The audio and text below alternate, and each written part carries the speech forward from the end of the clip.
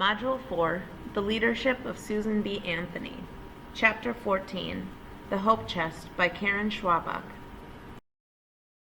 Homework. Read Chapter 14 and complete the summary notes and summarize the chapter.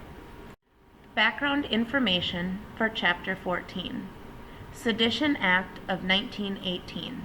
This law states that no one could speak out against the government, its flag, or its armed forces, specifically World War I and the United States' involvement in the war. Chapter 14, Max Bloomstein's Pharmacy.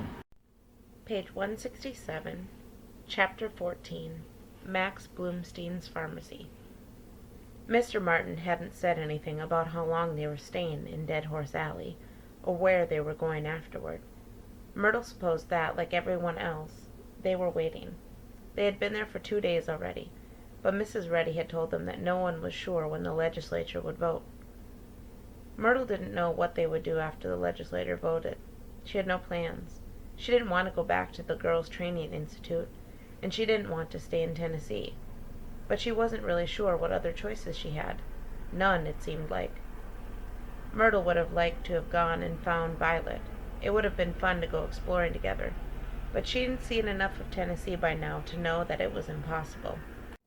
Turn the page. Page 168. Mrs. Reddy had gone out to deliver some of the sewing she did for a living, and then to visit her daughter. This was a relief. Myrtle felt like she could have gotten along fine with Mrs. Reddy, if it wasn't for Mr. Martin. But Mr. Martin made the whole situation very uncomfortable. Mrs. Reddy was always casting suspicious looks at him, trying to figure out what he was hiding from, and why he was missing 3 fingers, and why he had Myrtle with him. Myrtle had been trying to keep Mr. Martin inside and out of sight. He didn't seem to be taking the fact that he was a wanted man very seriously, and Myrtle felt somebody had to. She had gone out for newspapers to keep him busy, and for groceries, sardines and peaches and Unita biscuits. But now Mr. Martin seemed determined to go out. He announced that he had to go and talk to people to see if there was any news. Myrtle didn't see any way she could actually forbid him to leave, and she privately suspected which person in particular he wanted to see. Myrtle could see that the problem of Mr. Martin's future needed to be settled nearly as much as hers did. "Miss Chloe sure is pretty," she commented.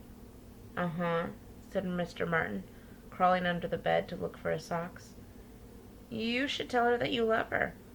There was a loud, metallic clang from under the bed, and Mr. Martin emerged, rubbing his head. "Myrtle, that's crazy talk. Be quiet." Page 169. "You should get married," Myrtle suggested. "I'm a fugitive," said Mr. Martin, smiling thinly. "Do you know what a fugitive is, Myrtle?" "Of course," said Myrtle. "So do your time, then marry her." "My time is likely to be 20 years in Fort Leavenworth," said Mr. Martin, tying his shoes with unnecessary vigor, "unless they deport me, which would be if I was lucky." Myrtle frowned. 20 years was a lot. Miss Chloe, being so pretty, was likely to marry someone else in that time. More to the point, Myrtle would be very old in 20 years and wouldn't need a family anymore. "Maybe you should go to China," she said. "It's a thought," said Mr. Martin. "Myrtle, I'm going out, and I want you to stay here and wait. Can I trust you for that?" Myrtle ignored the question. "You could take Miss Chloe to China with you," she said, "and then get married, and you might want to have a kid. Myrtle, will you stay here and not move?" "Not a baby, maybe," said Myrtle. "Babies are a lot of trouble. But an older kid, you know." "Yes, that sounds like an excellent idea. Now stay here, Myrtle, and I'll be back in an hour or so." "Are you sure you would get 20 years?" said Myrtle. "I knew a fella in D.C. who cut another fella with a razor, and he only got 3 months." "Isn't it amazing?" said Mr. Martin, half sarcastically. Turn the page. Page 170. "Isn't that amazing?" said Mr. Martin, half sarcastically and half seriously. "But I'm going to get 20 years. Most of my friends did. Big Bill Haywood did, and I will too." A thought struck Myrtle that had not previously occurred to her. Maybe Mr. Martin had actually done something really serious. Maybe he had killed somebody. Mr. Martin, why are those agents chasing you? Myrtle asked. Mr. Martin frowned and straightened his soft collar in the mirror that hung on the wall. Back in 1918, I spoke out against the war. Spoke out against it? Myrtle said. Yes. I said we shouldn't have been in it, that it wasn't our war. Myrtle stared. That's it? That's what they're after you for? What, you don't think that's enough? Again, Myrtle couldn't tell if he was being sarcastic. Keep it under your hat, all right, Myrtle? Of course, said Myrtle, offended. I'll be back in a bit. The way you were dressed, Violet had noticed, tended to make you act a certain way. Violet was dressed the way she had always hated, in a fluffy white dress with a violet satin sash and trimmings of violet ribbon. We wanted to get some artificial violets for your hat, to go with your name. Wouldn't that have been darling? Miss Escudrill had said, but the shops only have yellow and red roses. Page 171. There were also itchy white stockings and some wretched little patent leather shoes called Mary Jane's. In this ridiculous get-up, Violet sat on one of the wire-backed chairs at a little round marble-top table at Max Bloomstein's pharmacy, feeling very ladylike, but at the same time much younger than she was. She told Chloe everything she had overheard in the last 24 hours. If the Antis do think we're going to lose, Violet said, poking at a blob of vanilla ice cream in her grape ice cream soda. They said there just won't be a quorum. What's a quorum?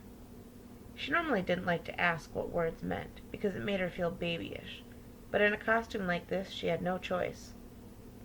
A quorum means having enough members of the legislature there to have a valid vote, said Chloe. Sometimes dissenting state legislators will leave the state in order to prevent there being enough people to vote. It's an old trick. I'll tell Charlotte Ormond Williams we need to beef up the guard at the train station to keep them from escaping. At least now we know what the surprise you heard mentioned yesterday was. The publisher of the Nashville Banner changed sides. He used to be a suff. Now suddenly he's an anti. Chloe shrugged. Wonder how they got to him. Is there anything else? Violet thought hard. She wished she'd taken notes. Turn the page. Page 172. She wished she'd taken notes, but of course that would have been too conspicuous. I don't know. That Miss Escudrill that I'm sharing a room with is a blithering idiot. Violet, said Chloe, reprovingly. Well, she is. She really doesn't have a clue what's going on. She just believes all the applesauce they've told her about how women are too good to vote, or too weak, or something. I know, said Chloe with a sigh. And at that meeting I went to last night, that Senator Candler, the way he was talking, I think he really hates females. He doesn't think we're too good to vote. He thinks we're too bad. I know, Chloe repeated. She was looking more tired by the minute. Oh, and here are these stupid pamphlets I'm supposed to be passing out at the train station this afternoon. Violet dropped the stack of leaflets on the table. Chloe picked one up. Beware, men of the South, heed not the song of the suffrage siren. She managed to get all the exclamation points in without raising her voice. Chloe had always been good at making her voice expressive. Violet thought fondly of the stories about Alaska that Chloe used to tell her. Read the inside, said Violet. Chloe did, and then dropped the pamphlet back on the table. Oh, that old argument, she said, that there are more colored women than colored men in the South, so giving women the vote will increase the colored vote. Page 173. Save the Anglo-Saxon race. Most of those states don't even let colored people vote anyway. How come there are no colored suffragists? Violet asked. There are tons of colored suffragists, said Chloe, but they've been asked to stay out of sight. That's not fair, said Violet. She felt she'd had a pretty thorough lifelong experience of what it was like to be seen and not heard, and being neither seen nor heard had to be even worse. Of course it isn't, said Chloe. Drink your soda. The bells on the door of the pharmacy jingled. A moment later, Mr. Martin sat down next to them. "Do you mind if I join you?" he said, belatedly. "Oh, hello, Theo." Chloe instantly looked less tired. Violet studied the slowly turning wooden ceiling fans overhead while they talked. She would have liked to go somewhere else, because she was beginning to suspect that Myrtle was right, and that Chloe had no intention of sending Mr. Martin to the right-about. In fact, Chloe had probably told Mr. Martin that they were going to be at the drugstore. The whole thing embarrassed Violet. She didn't understand it either, because both of the Mr. R's had been much better looking and more suitable than Mr. Martin, not to mention richer. Plus, they hadn't been Bolsheviks, and they hadn't had Palmer agents looking for them. Violet got up and wandered over and looked at a display of boxed candies. "What do you mean you have to go to the movies?" Turn the page. Page 174. "What do you mean you have to go to the movies?" Mr. Martin was saying. "You don't even like movies. You don't like the grainy little lines running up and down the screen. They give you a headache." "I know," said Chloe, sounding like she already had a headache.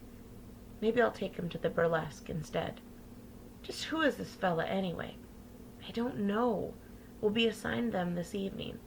We have to make sure the legislators have a good time so that they don't leave town over the weekend." "Make sure they have a good time? Exactly what is that supposed to mean?" "Theo, please, you're causing a scene." Violet drifted further away. She tried to interest herself in a display of surefire liquor cures. She was aware that everyone in the drugstore was watching Chloe and Mr. Martin quarrel, and she wished Mr. Martin would remember that there were Palmer agents looking for him. Then she thought of something. If Mr. Martin was here, maybe Myrtle was around somewhere. Violet wanted to see her, and it would be a relief to talk to someone her own age after all the boring adult conversations she'd had to listen to lately. Violet found Myrtle hiding in a recessed doorway beside the drugstore, under a sign advertising Underwood typewriters, the machine you will eventually buy. Myrtle was happy to see her, and they sat down on the stoop and exchanged news. Myrtle was jealous of Violet's job as a spy. Page 175. "Because it's important," Myrtle said. "I'm not doing anything important. I'm just waiting for them to vote." She nodded upward at Capitol Hill. "You're keeping an eye on Mr. Martin," Violet pointed out. "That's important. He needs someone to keep an eye on him." "He sure does," Myrtle agreed. "It's bad enough he has a scar on his face and 3 fingers missing. He doesn't need to go telling people how to change the way they do things all the time. It makes them remember him."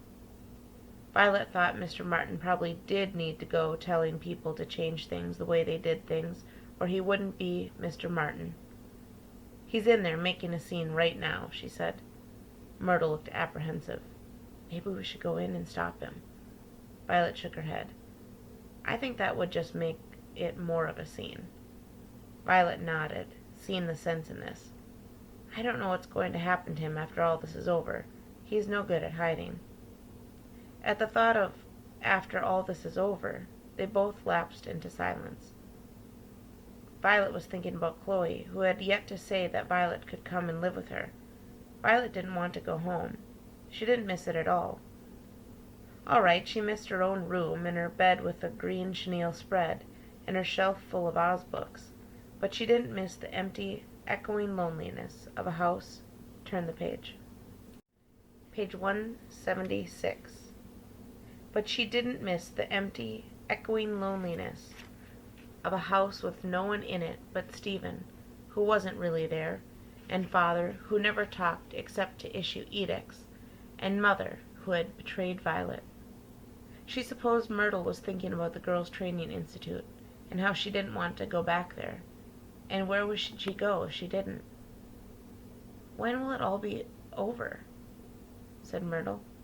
"No one knows," said Violet. "The Senate might vote on the amendment today, or they might not, which would mean maybe they'd vote on it on Monday, or maybe not. And then the House might vote on it on Monday, but they have to wait for a committee to recommend it." She broke off, noting that Myrtle was laughing at her. "You sound like a politician or something," said Myrtle.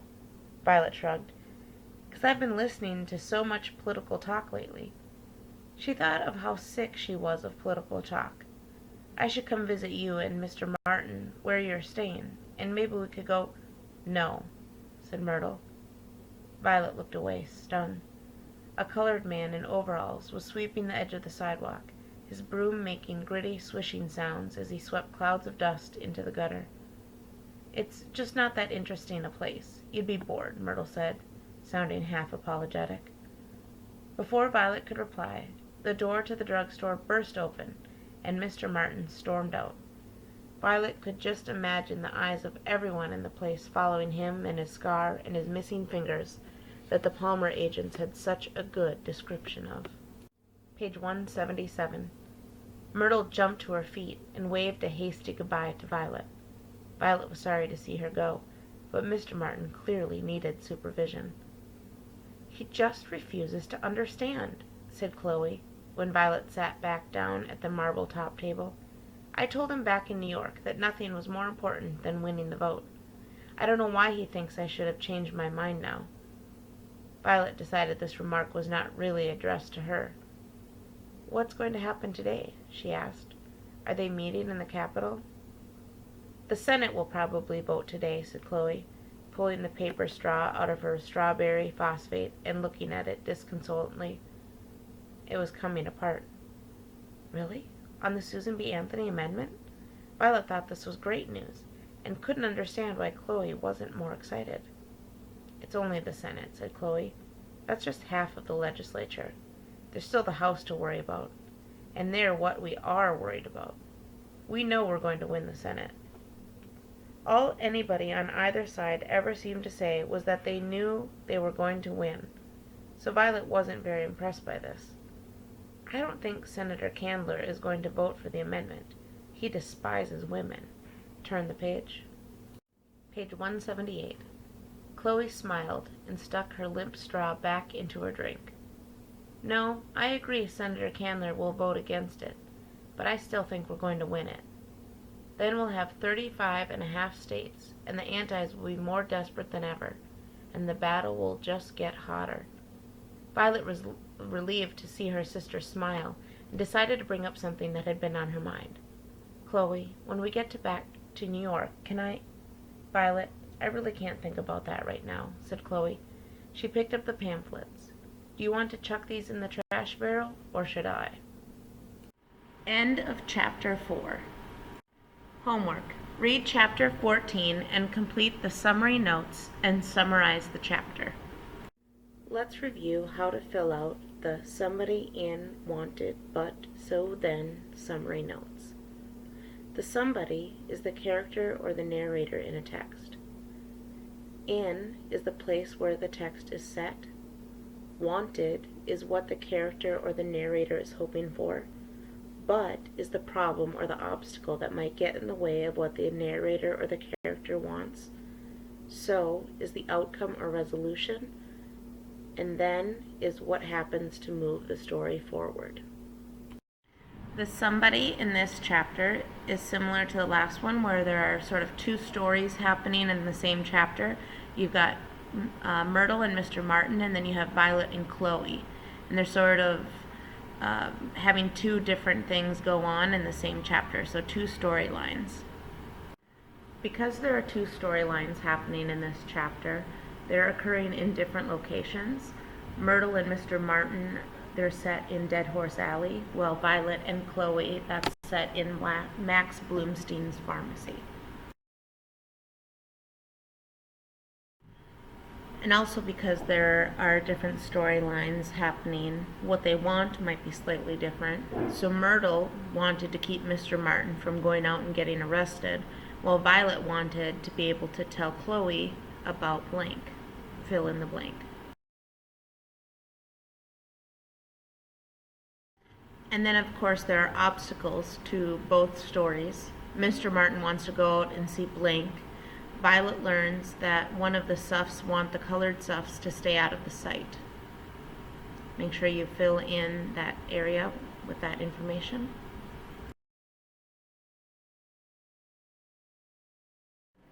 So Mr. Martin does end up leaving, but Myrtle blank, and then Violet, while she's meeting with her sister at the pharmacy, gets upset because she's missing Myrtle.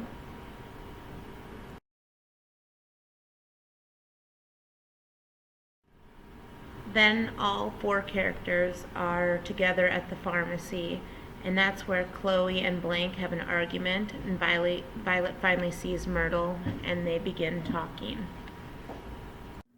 Pause the video if you need more time to complete the work on your homework. Okay, for your summary, you are going to use your summary notes and put them in a paragraph form. You'd start off with the words in chapter 14, and you're going to sort of carry it through. You can either discuss Myrtle and Mr. Martin completely, or you can discuss Violet and Chloe completely, or you can talk about the two different storylines and how they're happening at once. So, for example, you could say Mr. Martin and Myrtle are in Dead Horse Alley. Myrtle really wanted Mr. Martin to stay away from town, but he keeps leaving, so she follows him. So you could go ahead and write all about them and then write about Violet and Chloe, or you can combine what's happening into one paragraph. So for example, you would say in chapter 14, Myrtle tries to keep Mr. Martin from going out. Violet and Chloe are meeting at the pharmacy to get something to eat. Violet tells Chloe about the suffs, or the antis. Violet gets upset when Chloe tells her about the black suffragists. Then Mr. Martin and Myrtle show up at the pharmacy, and you can kind of go like that, where you kind of weave the two stories together like they are in the chapter. So it's your choice, but you do need to do that now, and I will not be writing it for you. You can use your summary notes to do so. End of chapter 4.